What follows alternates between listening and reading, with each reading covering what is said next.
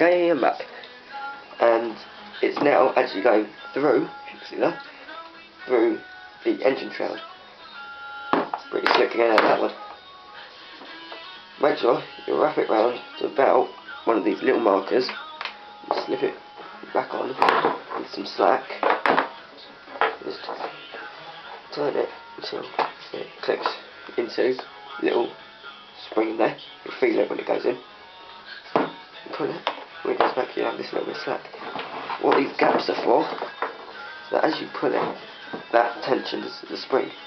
But if you bring it around, so you can bring this little bit of cord into one of these holes, and you pull it around, it'll tighten that spring. So there won't be any slack. Bring it around 2 or 3 times. Make sure you are holding the pulley when you do this. Otherwise, when you pull it, it'll just pop off. Because you have to make sure you do it while these little clips I took off earlier aren't on. If you do it while these are on, you'll never get the rope past these little gaps. Now you can see. Ooh, nearly came off. Nearly came off. I think I might have to redo it now anyway. I think I just screwed it up. Oh no, there we go, got it back in. That's lucky. Right, now time to put these little markers back on. Make sure you don't get any screws mixed up when you're doing this. If they've got the same threads and they're just a little bit different in length, don't swap them, otherwise you can end up that you have one going fine, or one might not go in as far as it should. Oh, look at that, I lost another fucking screw. Fucking typical.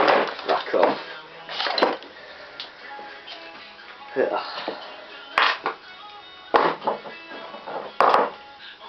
And I said not to use the different screws.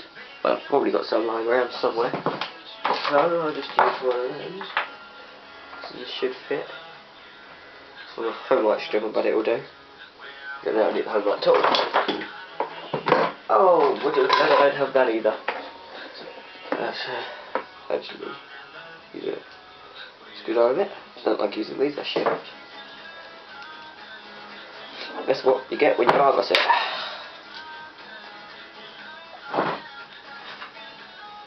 Make sure it's in the right way. Good.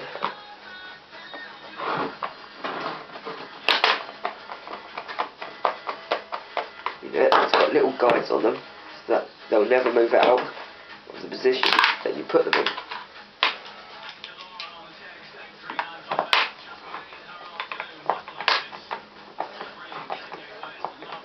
I think the screws are a bit of the wrong size, but it's going in alright so far. Make sure you put them in really tight. That way they should never vibrate off when the engine's running. You won't have to take it apart.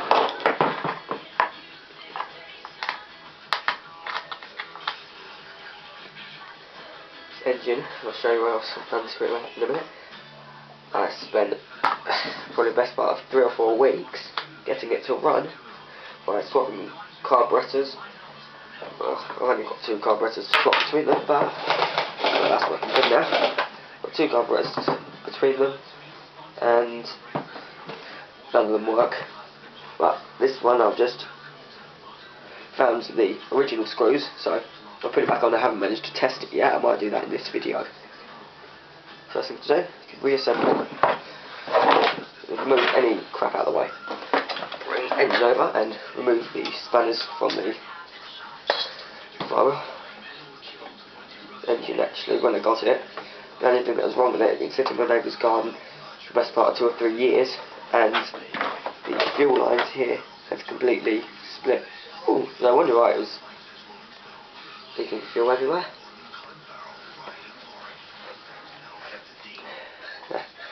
But this oil in it isn't actually normal 2-stroke mix. I didn't have any 2-strokes, so I just bunked some 4-stroke oil in there. Does the job. It's not going to do the engine any good, but it's only 1 tank full. It should last a little while. This engine actually, it's pretty fuel efficient, as long as it's not revved too hard. But in fact you can't rev it all that much with this different carburetor on it. It runs fine, but the position of it means you can't put the gas. It's running good now. That's good. Let's put it on. Spark plug in it isn't the original either, I broke that off. I used a spark plug socket set on it, and it was just a little bit too big. Got the spark plug stuck and tried to wedge out the screwdriver and snapped the top off. But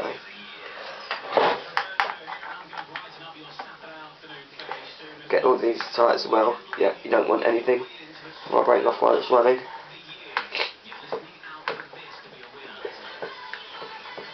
Things filthy. Yeah, I don't bother cleaning them.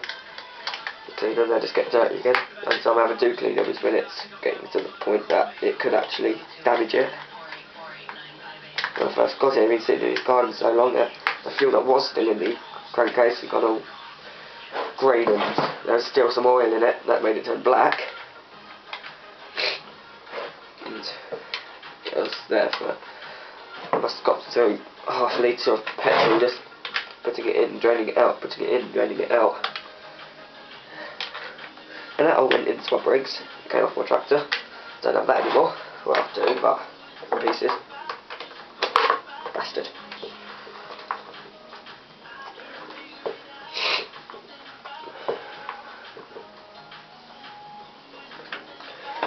Last screw to go in now. I took off the little black bit that went around here, because it's two screw holes. When it was running, this bit here, this going around here, was flat. It just went right down there. The exhaust out there, went straight onto this. Next all the plastic off, so I couldn't have thought it was any good for the performance because it would have been pushing smoke this way. That's why it's so filthy inside. That's it, put back together. Now just have to put the strimmer head on it and the throttle and kill system, and should be ready to go.